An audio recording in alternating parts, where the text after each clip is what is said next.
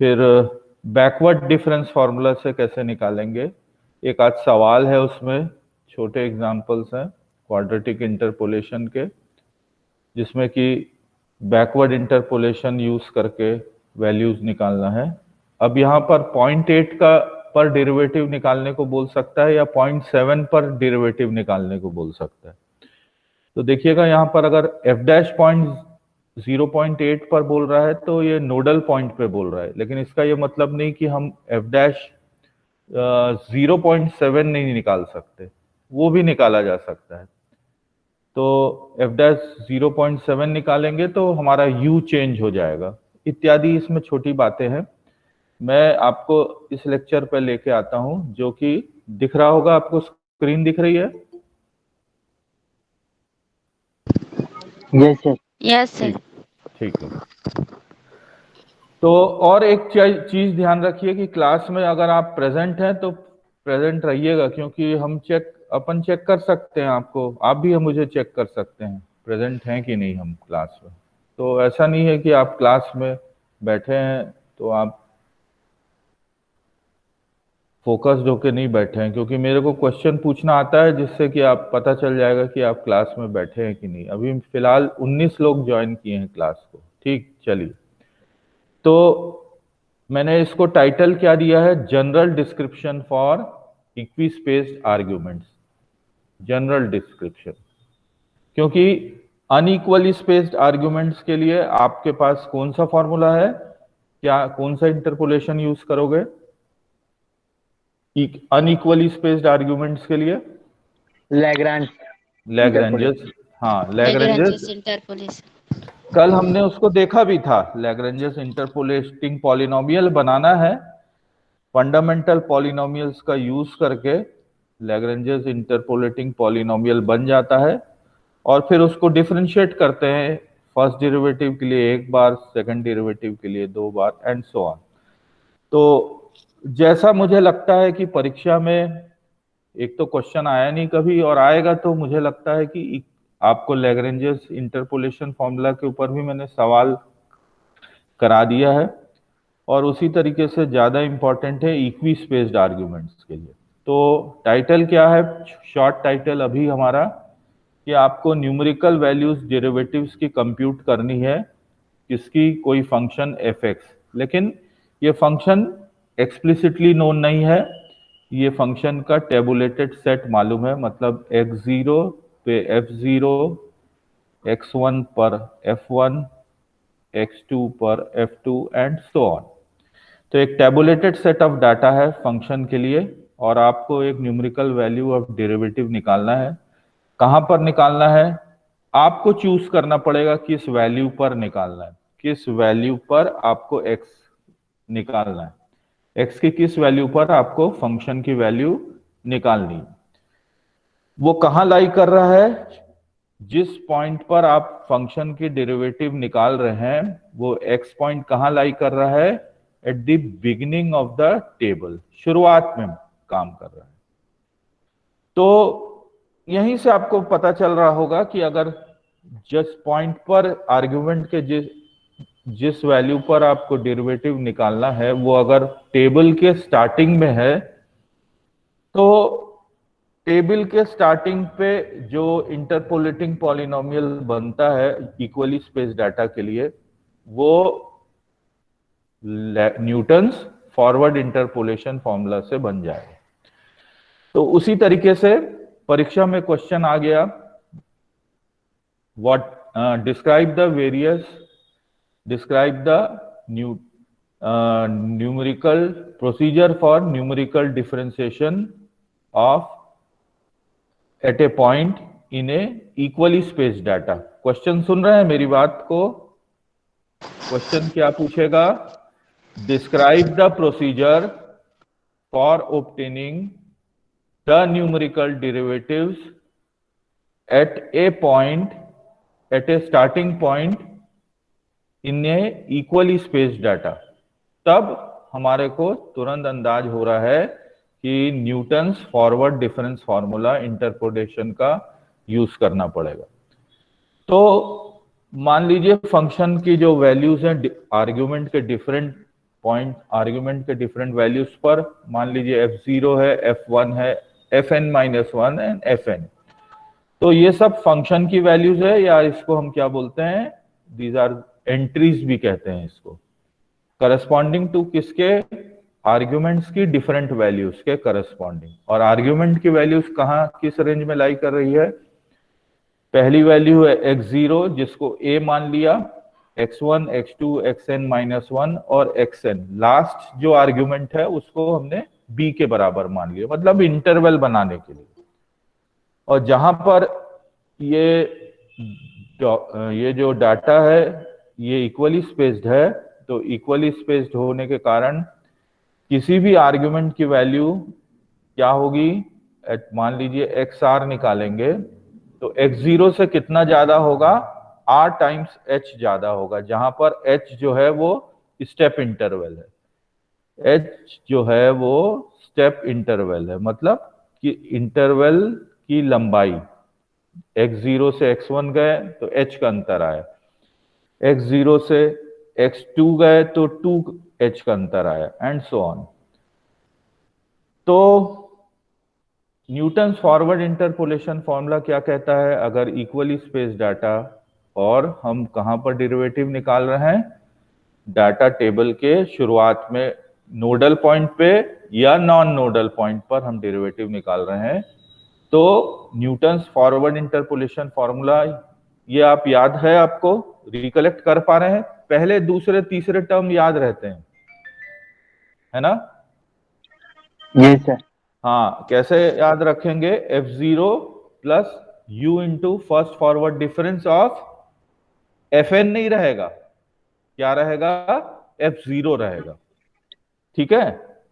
हर term में आप विशेषता देखें तो f0 आ रहा है, fn कहीं नहीं आ रहा है, f1 कहीं नहीं आ रहा है, तो f0 plus u into first forward difference of f0 plus u into u-1 into del 2 f0 upon factorial 2, यहां तक याद रहता है। और क्वाड्रेटिक पॉलिनोमियल अगर फिट करना है, x0, x1, x2 है, 3 डाटा पॉइंट्स हैं, तो क्वाड्रेटिक पॉलिनोमियल अगर फिट करना है तो सफिशिएंट है इतना याद रखना, इतना याद रखना सफिशिएंट होगा।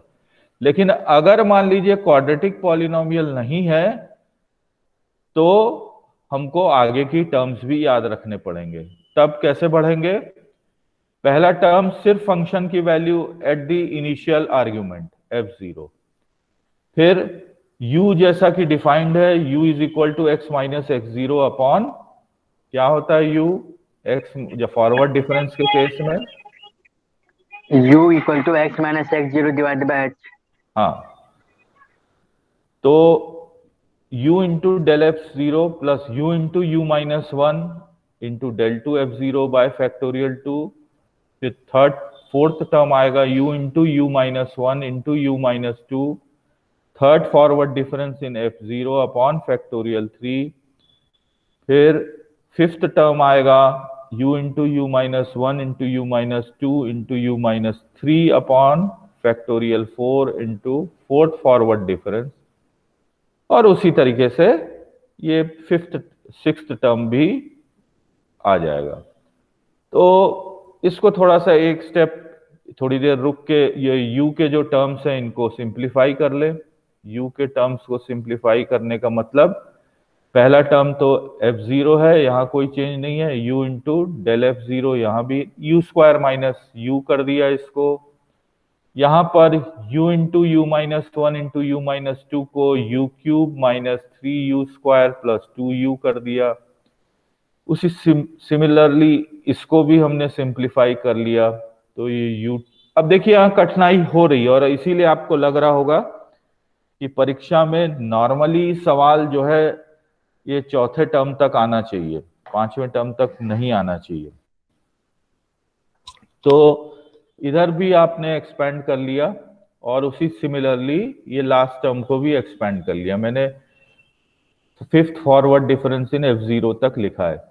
अब बारी आती है कि हमने interpolating polynomial Newton's forward interpolation formula से बना लिया, यूज कर लिया।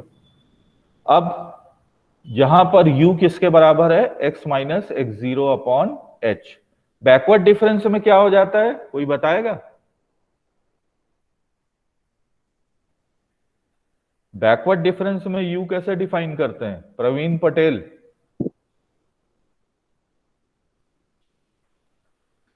प्रवीण पटेल, बैकवर्ड डिफरेंस में यू कैसे डिफाइन करते हैं? Yes sir. हाँ जी, बैकवर्ड डिफरेंस वाले टेबल में यू कैसे डिफाइन करते हैं? फॉरवर्ड डिफरेंस के टेबल में Riya Mishra x minus X zero upon H करते हैं, ऐसे ही लिखा है शायद, लेकिन बैकवर्ड में sir X minus X N upon H करते हैं। हाँ ठीक। तो u is equal to X minus X zero upon H, D F upon D X अगर लेना है, इसका फर्स्ट ऑर्डर डेरिवेटिव लेना है, तो ये किसके बराबर होगा, D F upon D you into D you upon D x होगा। और D you upon D x क्या हो गया, D you upon D x यहां से इट विल बी सिंपली क्या बन जाएगा, वन अपॉन एच हो जाएगा। तो D F upon D x is one upon H into D F upon D you. अब हमने, अगर आप first forward different F dash x देखोगे तो क्या मिल जाएगा, एफ डैश एक्स लिखा जाएगा वन अपॉन, सॉरी यहाँ पे वो रह गया होगा, वन अपॉन एच हो जाएगा यहाँ पर एफ डैश एक्स, और यहाँ पे एक ब्रैकेट होगा, और यहाँ पर डेल क्या आना चाहिए, यहाँ पर आएगा, ओके ओके, एफ डैश, एक मिनट, ये एक मिनट रुकिएगा, यही है फॉर्मूला। तो one upon del F zero, मतलब ये वन अपॉन एच हो गया। ओके, हाँ इसको हटा देता हूं मैं, एक मिनट रुकिएगा।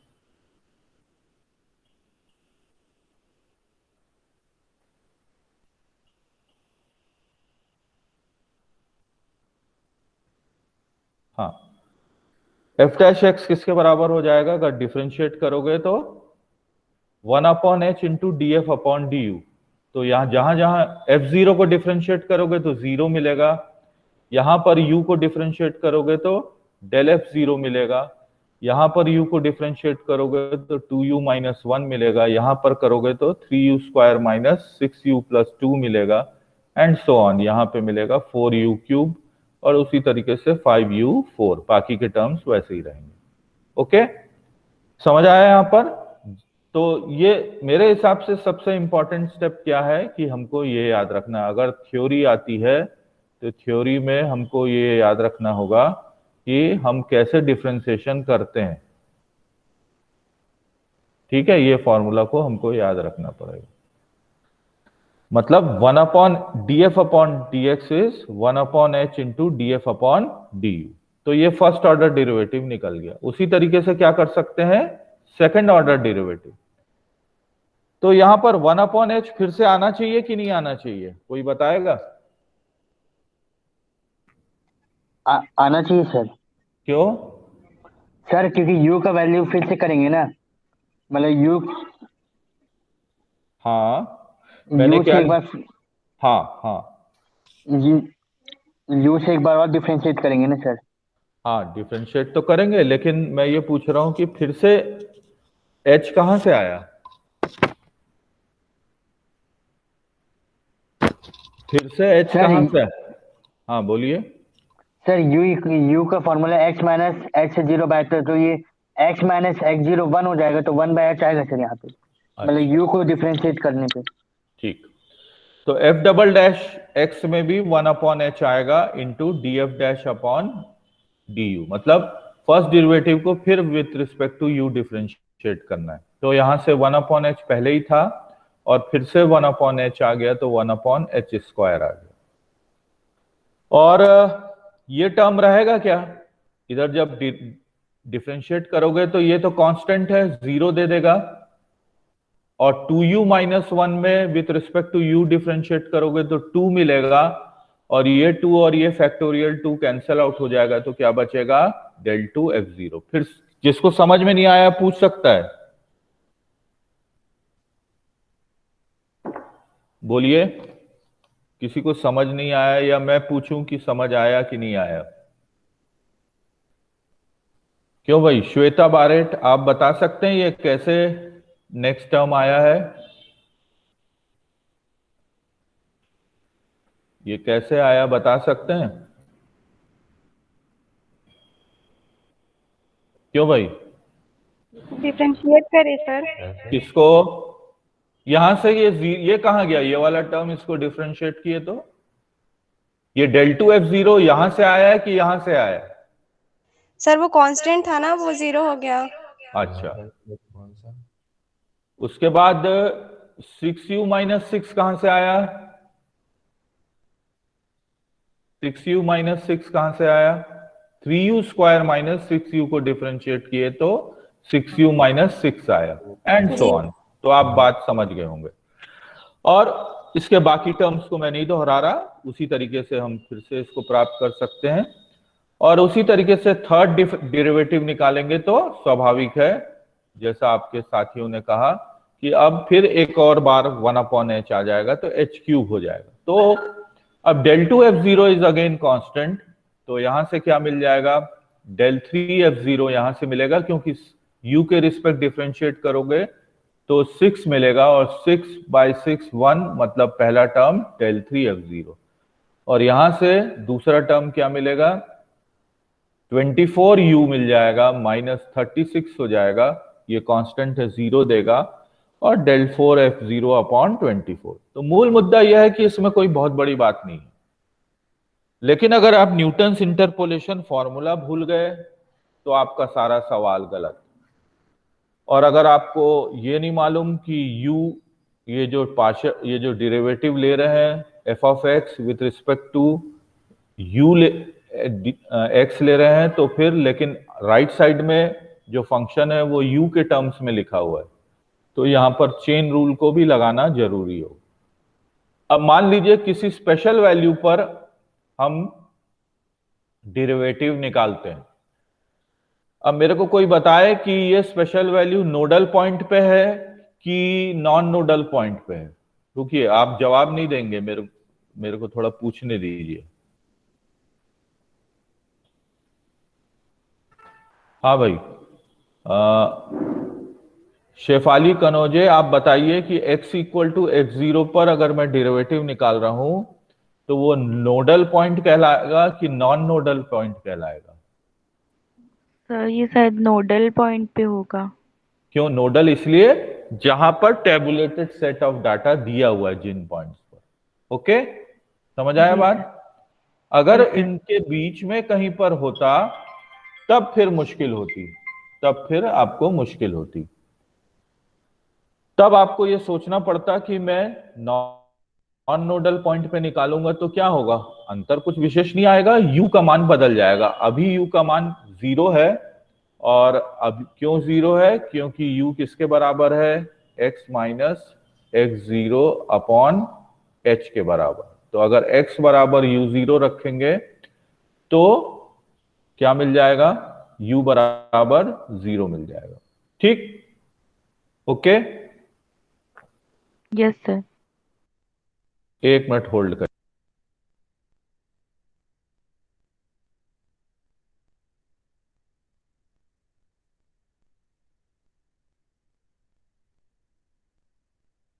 हाँ, नहीं, वो ओटीपी दे दो। तो अगर x इक्वल टू x0 रखे तो फर्स्ट ऑर्डर डेरिवेटिव x0 पे निकाल रहे हैं, और x0 पे निकालने का मतलब आप नोडल पॉइंट पर निकाल रहे हैं। ओके, तो फॉर्मूला में चले गए, 1/h है हमारा फॉर्मूला। कहाँ है? 1/h। डेल ऑफ f0 वैसे ही रह गया, 2 इंटू u इज 0, तो ये क्या हो गया? -1/2 del 2। ये दिख रहा है आपको? -1/2 del 2f0 दिख रहा है?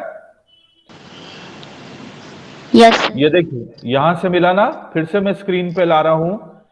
f' कहां पर निकालना है? यहीं पर f'(x0) निकालना है। तो जहां जहां x है वहां वहां x0 रखना है।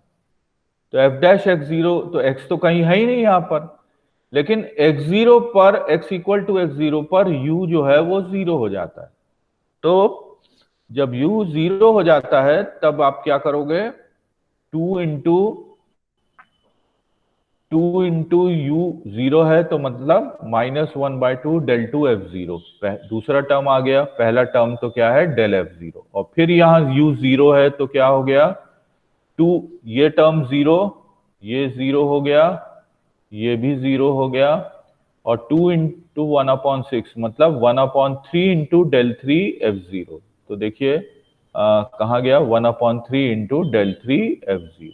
ओके, और उसी तरीके से आप बाकी टर्म्स को भी लिख सकते हैं। तो और अगर सेकंड डेरिवेटिव फोन करके बता दो ना, सेकंड डेरिवेटिव लेंगे तो क्या आएगा 1/h², कहाँ चले जाएं, यहां चले जाएं, तो del 2 f0, फिर यहां से आ गया क्या 6 और 6 कैंसिल हो गया, माइनस del 3 f0, फिर यहां से क्या हुआ 22/24, तो ये कितना हो गया क्या हुआ यहां से 11/12 कैसे आया, अच्छा ठीक 11/12 आ गया del 4 f0, और यहां से ये सब जीरो हो गया 100/122 मतलब 5/6 आ गया। और उसी तरीके से आप थर्ड ऑर्डर डेरिवेटिव भी निकाल सकते हैं। तो forward difference interpolation formula use करके आप and of the starting of the table पे नोडल पॉइंट पे चाहे नॉन नोडल पॉइंट पे आप निकाल सकते हैं। ठीक है, क्लियर है बात। लेकिन ये किसके लिए है, इक्वली स्पेस्ड डाटा है। अब दूसरा एक काम बच गया, दूसरा काम क्या बचा कि न्यूमेरिकल वैल्यू ऑफ डेरिवेटिव निकालें फिर से फंक्शन की corresponding to a given value of X, लेकिन ये एक्स का मान कहां पर स्थित है, end of the equally spaced data, मतलब जो समान अंतराल के जो आंकड़े हैं उसके अंत में किसी पॉइंट पर, आर्ग्यूमेंट के अंत में किसी पॉइंट पर आप डेरिवेटिव की वैल्यू निकाल रहे हैं। अब यहां पर लिखा है कि फिर से हम Newton's backward interpolation formula use कर रहे हैं। तो मैं जरा सा फिर से आपसे थोड़ा सा इंक्वायरी करता हूं। अनामिका शर्मा और अभिनव और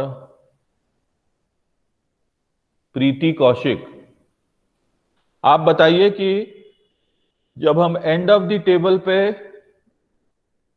आंकड़ों के अंत में हम किसी बिंदु पर आर्गुमेंट के किसी ऐसे पॉइंट जो कि टेबल के एंड में है वहां पर अगर हम डेरिवेटिव निकाल रहे हैं तो हमको Newton's backward interpolation formula use करना चाहिए। ठीक, ये तो बात सही है, इससे सहमत है दोनों छात्र? Yes sir. हाँ, अब ये बताइए कि मेरे को तो एक कंफ्यूजन दिखने लगा इस एक्सप्रेशन में। मैं लिख रहा हूं न्यूटन्स बैकवर्ड इंटरपोलेशन फॉर्मूला, लेकिन मैं डिफरेंसेस सब लिख रहा हूं, फॉरवर्ड डिफरेंसेस लिख रहा हूं del fn-1, del 2 fn-2, del 3 fn-3, del 4 fn-4 and so on. तो इसको आप सही मानते हैं, सही मानेंगे कि ये गलत लिखा गया है?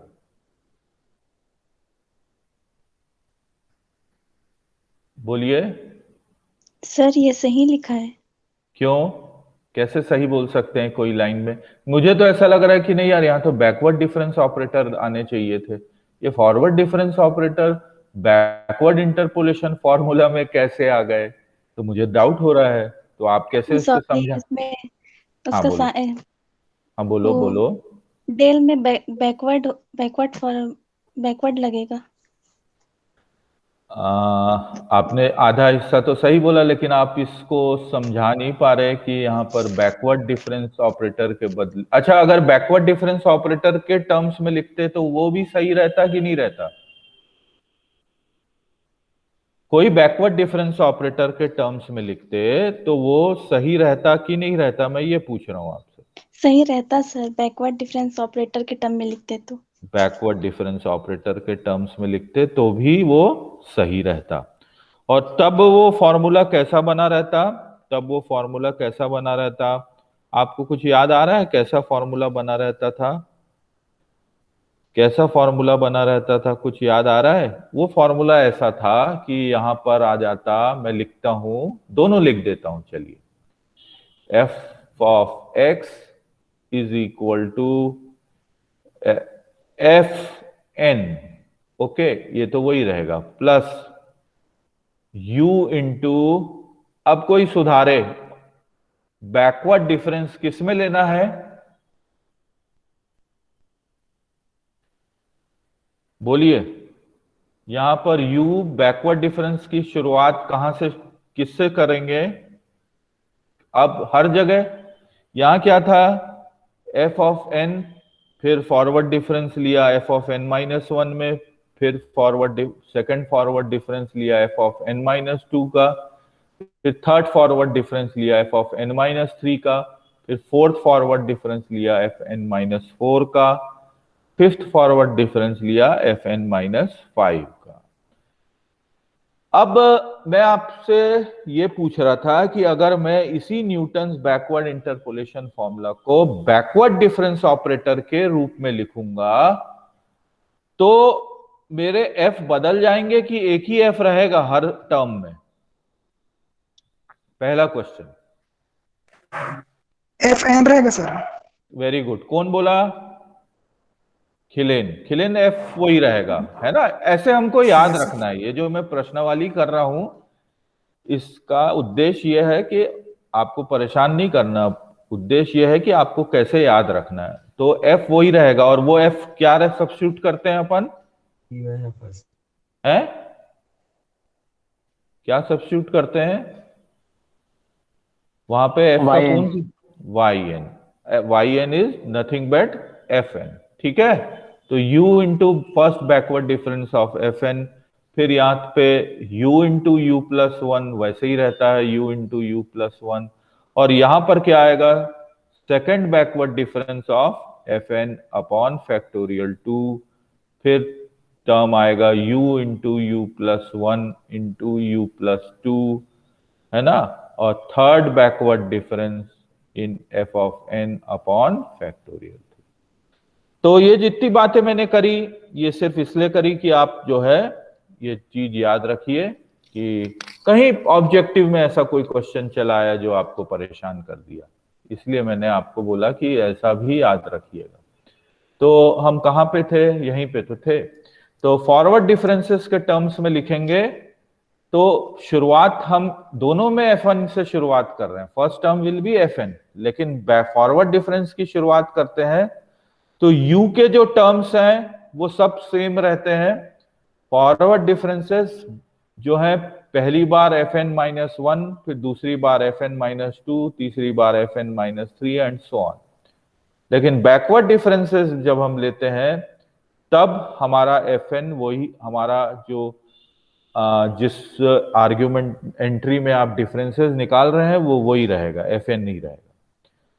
तो Fx को अब फिर सिंप्लीफाई कर दें, u इंटू यू, कौन सा टर्म सिंप्लीफाई करने रहते हैं? जहां पर u आ रहा है तो पहले दूसरे टर्म को सिंप्लीफाई करने की जरूरत नहीं है। ये हो गया u स्क्वायर प्लस u, ये हो गया u cube plus 3u square plus 2u, और ये हो गया एंड सो ऑन। ऐसे करते हुए हमने सारे टर्म्स को सिंप्लीफाई करके रख लिया, तो ये Fx हो गया। अब यहां पर जैसा मैंने आपसे क्वेश्चन पूछा था, महत्वपूर्ण बात यह है कि यहां पर अब u का डेफिनेशन बदल जाएगा। u का डेफिनेशन क्या रहेगा? u का डेफिनेशन रहेगा u is equal to X minus X N upon h, ठीक है? और f dash X is again, f dash X अभी भी क्या होगा, 1 अपॉन h into D F upon D. तो राइट हैंड साइड में चूंकि x है ही नहीं, हमने चेंज कर दिया है, तो हमको डेरिवेटिव भी चेंज करना पड़ेगा, विथ रिस्पेक्ट टू u लाना पड़ेगा फंक्शन में। तो 1 अपॉन h कहां से आया? ये टर्म कहां गया? ये टर्म कहां गया? Fn। जब हमने डिफरेंशिएट किया तो ये टर्म कहां गया? कोई आंसर दे। जीरो। हाँ, जीरो, कांस्टेंट। तो जब हमने u के रिस्पेक्ट डिफरेंशिएट किया तो ये टर्म आ गया, फिर u के रिस्पेक्ट डिफरेंशिएट किया तो 2u + 1 into del 2 fn - 2 upon factorial 3 and so on. बहुत रिपीटेटिव प्रोसेस है। एक बार अगर आप समझ गए तो f ट्रिपल डबल डैश भी निकल आया और f ट्रिपल डैश भी निकल आया। और एक उसी तरीके से नोडल पॉइंट चुन के देख लेते हैं एक एग्जांपल के तौर पर। नोडल पॉइंट कहाँ पे लिया, x0 x1 ऐसा करते हुए लास्ट में डाटा है xn, f0 f1 और ये fn। तो nodal point, last nodal point पे हमने देखा कि डेरिवेटिव की वैल्यू क्या आती है, एग्जिस्ट करता है कि नहीं करता। स्वाभाविक है यहाँ पर भी u जो है वो 0 होगा और आप फर्स्ट डेरिवेटिव निकाल सकते हैं। उसी तरीके से सेकंड डेरिवेटिव भी निकाल सकते हैं, थर्ड डेरिवेटिव भी निकाला जा सकता है। क्लियर है यहां तक? तो ये मैं आपको शेयर कर दूंगा, इसमें आपको थोड़ा प्रैक्टिस करना है। और अगर थ्योरी आती है तो आप डिराइव कर लेंगे, लेकिन अगर प्रॉब्लम आता है तो आपको ये यूज करना है, तो फिर आपको याद करके रखना पड़ेगा। ठीक है? एक सवाल करके देखें अब। क्यों भाई? सर हाँ बोलो। सर इसमें जो साइन है डेन का वो चेंज क्यों नहीं हुआ अपोजिट? कहाँ पे बेटा? ये जो मतलब जैसे हम लोग करते हैं ना न्यूटन बैकवर्ड करते हैं तो उसमें साइन का और रहता है, हाँ डेल का हाँ opposite रहता है, इसमें क्यों नहीं हाँ, होता? इसमें भी कर सकते हैं। बहुत अच्छा क्वेश्चन पूछा तुमने। यस यहाँ बैकवर्ड डिफरेंस ऑपरेटर लेके भी हम सॉल्व कर सकते हैं, है ना? यस बैकवर्ड डिफरेंस ऑपरेटर, क्योंकि हम ऑपरेटरों के साथ तो कोई भी खिलवाड़ नहीं कर रहे हैं ना, हम डिफरेंशिएशन ऑफ ऑपरेटर्स तो कर ही नहीं रहे हैं। कर रहे हैं कहीं पर? नहीं नहीं कर रहे हैं, है ना? यस तो तुम्हारा पूछना ये बिल्कुल वाजिब है कि सर आपने फॉरवर्ड डिफरेंसेस को क्यों लेके रखा, और इसलिए लेके रखा कि भाई मैं अगर फॉरवर्ड डिफरेंस का इंटरपोलेशन फॉर्मूला में फॉरवर्ड डिफरेंस ऑपरेटर आता ही है, और इसी के टर्म्स फॉरवर्ड डिफरेंस ऑपरेटर के ही टर्म्स में हम बैकवर्ड इंटरपोलेशन फॉर्मूला को भी याद रखें, तो मेरे पास समानता हो जाएगी, यूनिफॉर्मिटी हो जाएगी और मैं कंफ्यूज नहीं होऊंगा। ठीक है? इसीलिए। क्लियर है बात? यस हाँ, गुड। ऐसा पूछना चाहिए। देखिए इसका इस स्टूडेंट को कुछ तो इसने इंटरेक्ट करने की कोशिश करी। मैं ये नहीं बोलता बहुत बड़ा क्वेश्चन पूछा उसने, लेकिन कुछ तो इंटरेक्ट करने की कोशिश करी। और अगर आप करोगे इंटरेक्ट तो अच्छा रहता है, उसमें हम लोग सब का परफॉर्मेंस सुधरता है, ना सिर्फ आपका, हमारा भी। तो एक प्रॉब्लम करके देखते हैं। प्रॉब्लम में ये पूछ रहा है कि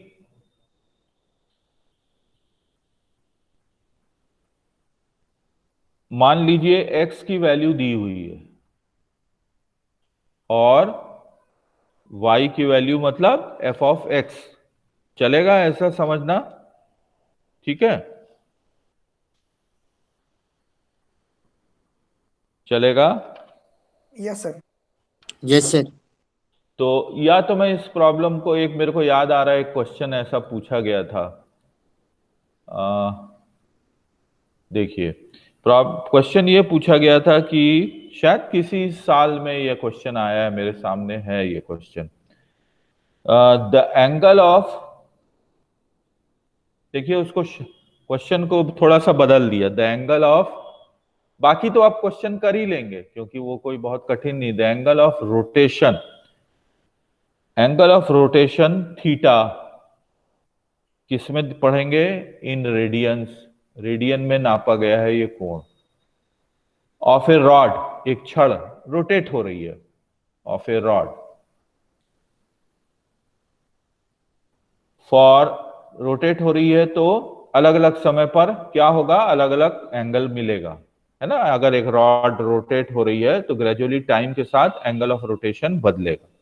तो angle of rotation theta of A rod for various times t in second, in second is given. मान लीजिए ये दिया हुआ t के साथ थीटा की वैल्यू। इस क्वेश्चन, यहाँ क्या क्वेश्चन पूछ सकता है, मैं देखिए चलिए पहले लिख देता हूं, क्वेश्चन को कंप्लीट नहीं किया हूं, थीटा यहां पे लिख देता हूं। रुकिए पहले टाइम को लिख देते हैं, क्योंकि टाइम पर निर्भर कर रहा है थीटा। यहाँ पे टाइम लिख दिया और यहाँ पर थीटा की वैल्यू लिख दिए, और theta equal time equal to 0 पर ये 0 ही रहेगा, 0.00 कर देते हैं। और मान लीजिए 0.4 पर ये 0.493 है मान लीजिए, और उसी तरीके से 0.8 पर ये 2.022 है, और मान लीजिए 1 सेकंड हो गया 4.666। तो एक बात तो तय है कि y equal to function of x के बदले थीटा इज इक्वल टू क्या लिख सकते हैं, फंक्शन ऑफ t लिख सकते हैं, ऐसा। Yes sir. अब यहां पर मैं आप लोग के लॉजिक को चेक करना चाहता हूं। आप कोई मेरे को दो अलग अलग क्वेश्चन बताए, क्या दो अलग अलग क्वेश्चन हो सकते हैं। और मान लीजिए कि आप जो समय चिन्हित कर रहा हूं वो है 1.2 सेकेंड। ओके, मैं पढ़ रहा हूं न्यूमेरिकल डिफरेंशिएशन, मैं पढ़ के आ रहा हूं numerical derivatives, so it is a sort of derivative. और फिजिक्स में हम अक्सर डेरिवेटिव्स पढ़ते हैं और उनकी फिजिकल मीनिंग भी निकालते हैं। आप दो, एक साधारण और एक थोड़ा सा उससे बेटर क्वेश्चन, दो अलग अलग क्वेश्चन बताइए क्या हो सकते हैं इन डाटा के साथ।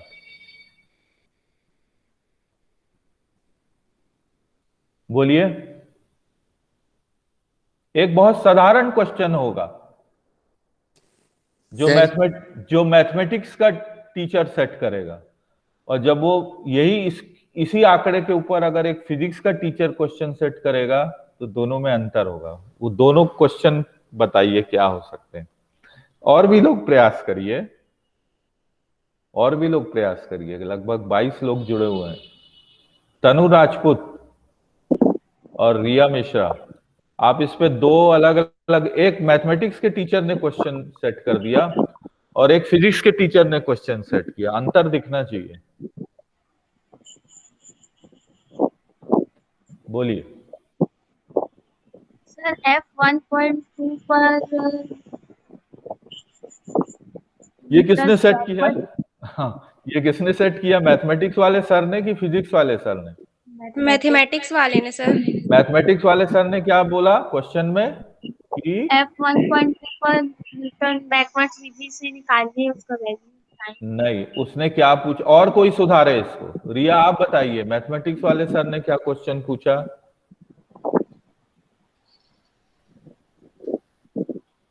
F-1.2 पर F-1.2 निकालिए।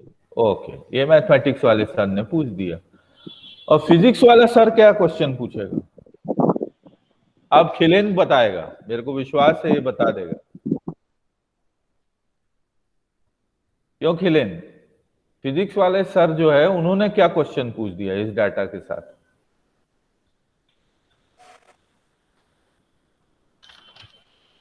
बोलिए। Sorry sir. अरे नहीं यार, निराश नहीं करो यार। हाँ मनीष, आप बताइए, मैं फिजिक्स वाले सर ने क्या क्वेश्चन पूछा? Find a value F T equal to 1.2। नहीं बेटा। हाँ न्यूटन नहीं नहीं, वो फिजिक्स वाला, फिजिक्स तो कहीं दिखी नहीं। मैं चाह रहा था आपके पास एक ऐसा प्रश्न बने जिसमें आपको कोई फिजिक्स की चीज पूछने का मौका मिल रहा है। हाँ सर एक बार वो दिखाइए ना, जो मतलब वो लिखे थे ना अपना जी टॉपिक। जी जी, दिखा रहा है। आप देखिए, t इक्वल टू 0, 0.4, 0.8, 1.2। ओके, ठीक है। और उसके अलग अलग समय पर जो एंगल से रॉड रोटेट किया उसका वैल्यू रेडियन में दिया हुआ है। तो मैथ्स वाले सर ने तो अपना काम खत्म किया, उसने बोला इस डाटा के साथ डेरिवेटिव की वैल्यू निकालिए 1.2 पर। तो मैं आपसे सिर्फ ये पूछ रहा हूं कि इसी चीज को एक फिजिक्स का स्टूडेंट कैसे बोलेगा, इसी क्वेश्चन को बोलिए। ये तो मैं बढ़ूंगा नहीं आगे जब तक आप लोग से ये क्वेश्चन निकल के नहीं आएगा। सर मेरे ख्याल से एंगल ऑफ रोटेशन पूछेंगे। एंगल ऑफ रोटेशन तो पूछ नहीं रहे, थीटा तो दिया हुआ है रिया, इट इज नॉट, थीटा तो दिया हुआ है, क्या डेरिवेटिव थीटा और उसका डेरिवेटिव सेम रहेगा? तुम नजदीक हो आंसर के। तो रिया ने एक प्रकार से हिंट दे दिया है। कोई और? सर हाँ बोलिए। Sir first and second derivative at the point नहीं नहीं, यहाँ फिजिक्स कहां से आ गई, ये तो गणित ही है।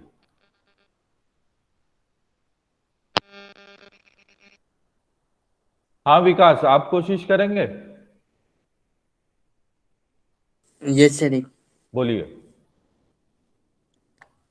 यहाँ क्या क्वेश्चन मैं लिखूं, डिटरमिन, बोलिए आगे की बात। सर ये मतलब थीटा का वैल्यू निकालने की पॉइंट मतलब टाइम चेंज। यही है बेटा, हमने ऐसे ही पढ़ा है इसीलिए हमको बोर लगता है, हमने पढ़ने का किस ऐसे ही रखा है। अच्छा जरा ये बता दो, आप लोग ने मैकेनिक्स तो बहुत सारा पढ़ा है, और मैकेनिक्स में जब एंगुलर मोशन होता है, और अगर मान लीजिए ट्रांसलेटरी मोशन होता है, तो v is equal to dx upon dt बोलते हैं, और तब ये क्या कहलाता है, लीनियर वेलोसिटी कहलाता है। और जब एंगुलर मोशन होता है तब d थीटा बाय dt क्या कहलाता है, क्या कहलाता है? ओमेगा। ओमेगा तो याद है, इसको बोलते क्या है? Angular velocity. हाँ, तो कोई बहुत बड़ी चीज बताया क्या खिलेन मैंने? नहीं सर। क्यों खिलेन? नहीं ना? तो हमारा पढ़ने का तरीका ऐसा है कि हम उस चीज को कहीं भी, छोटी सी बात, लेकिन हमारा इमेजिनेशन गड़बड़ है। अगर हम इमेजिन नहीं कर पाएंगे तो हम फिजिक्स नहीं समझ सकते। तो determine the angular velocity of the rod, instantaneous होगा, ये कौन सा होगा? क्षणिक होगा, instantaneous angular velocity, instantaneous angular velocity of the rod at t equal to 1.2। तो ये फिजिक्स के टीचर ने क्वेश्चन सेट कर दिया। अब आई बात समझ में है? क्यों भाई? हाँ, तो थोड़ा सा आप लोग फिजिक्स को भी ध्यान दो, नहीं तो गड़बड़ हो जाएगा। तो अब अपन डिफरेंस टेबल बना सकते हैं, क्योंकि इसके पहले एक छात्र ने पूछा था तो उसका हमने जवाब भी दिया था कि आप बैकवर्ड डिफरेंस का भी ऑपरेटर यूज कर सकते हैं, लेकिन अब हम फॉरवर्ड डिफरेंस का ही यूज करते हैं। तो पहला कॉलम होगा t, दूसरा कॉलम होगा थीटा, तीसरा कॉलम क्या होगा, उसको कैसा नाम उपयोग करें? x और y के बदले t और थीटा हुआ। अब थर्ड कॉलम में क्या डालें टाइटल? डेल हाँ, डेल थीटा। फिर चौथा, डेल स्क्वायर। हाँ, del two theta, second forward. और उसी तरीके से डेल थ्री। ओके, तो हमने वैल्यूज रख दिया, 0 पर 0 है, 0.4 पर 0.493 है, और 0.8 पर 2.022 है, 1.2 पर 4.666 है। अब डेल थीटा निकाल सकते हैं, क्या हो जाएगा यहाँ पर? तो 0.493 हो जाएगा। इसको इसमें से सब्सट्रैक्ट करें तो ये कितना मिलेगा? 9। हाँ, 9 और फिर आएगा 2, फिर आएगा 5 और आएगा 1.529। और उसी तरीके से इसमें से करें तो 4, फिर 4 और फिर कितना होगा 6 और 2.644 और del 2 थीटा हो गया, इसको सब्सट्रैक्ट कर लें 1.036, 1.115 और यहाँ पे करें तो 0.9 आ जाएगा। हाँ 0.0 हट गया 6 नहीं 0. क्या आएगा यार यहाँ से 1.115 माइनस 1.036 9 0.079 आएगा सर। 0.079। ठीक, तो अब बताइए xn के बदले क्या रख दें, tn रख दें और tn की वैल्यू कितनी है 1.2। ओके ठीक है, हैं ऐसे Yes, ही sir. होगा ना। हाँ और h कितना होगा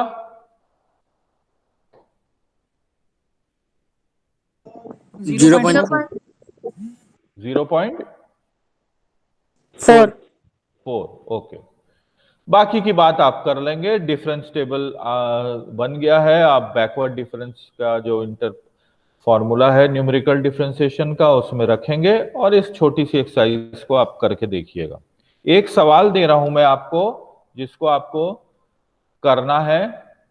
ये सवाल में कई सारी चीजें हैं, इतना पर्याप्त रहेगा आपसे को करने में। मैं आपसे सवाल क्या दे रहा हूं, देखिए इसमें कई सारी चीजें पूछ दे रहा हूं। f'0, f'0, f'3.1, second derivative f'4 पर, फिर f'5 और f'4.9। ये सारे आपको डेरिवेटिव्स निकालने हैं, है ना। एक करेंगे तो आपको काफी प्रैक्टिस हो जाएगी। और डाटा की वैल्यूज लिख दे रहा हूं x और f ऑफ x। तो इसकी डिफरेंट वैल्यूज हैं 0, 0, यहाँ पे 2 और 12, 4 इक्वली स्पेस्ड है, ये तो दिख गया आपको 248, 6, 1284, 8, 4080 और 10, 9980। आप इन सब के साथ आप ट्रायल एरर करते रहिए। कुछ लोग, मैं ये भी चाहूंगा कि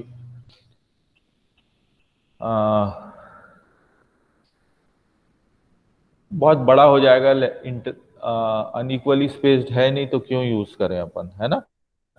तो आप इसको आप फॉरवर्ड और बैकवर्ड डिफरेंसेस जहां जहां आवश्यकता है उसका यूज करके इन डेरिवेटिव्स की वैल्यू निकालेंगे। ठीक है, हैं?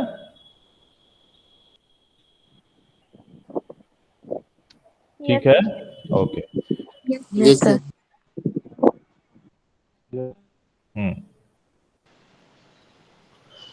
और इतना मैं सोचता हूं पर्याप्त है न्यूमेरिकल डिफरेंशिएशन में। लगभग हमने मोटा मोटा सारे मेथड्स को देख लिए। अगर मुझे अनइक्वली स्पेस्ड का कोई उदाहरण टकराता है तो मैं उसको भी आपको दे दूंगा। बाकी इक्वली स्पेस्ड के लिए इतना कर लेंगे तो पर्याप्त है। ठीक है, अब आपको कुछ और बात करना है तो बताइए, नहीं तो फिर क्लास एंड करते हैं। कुछ पूछना है, कोई जिज्ञासा है?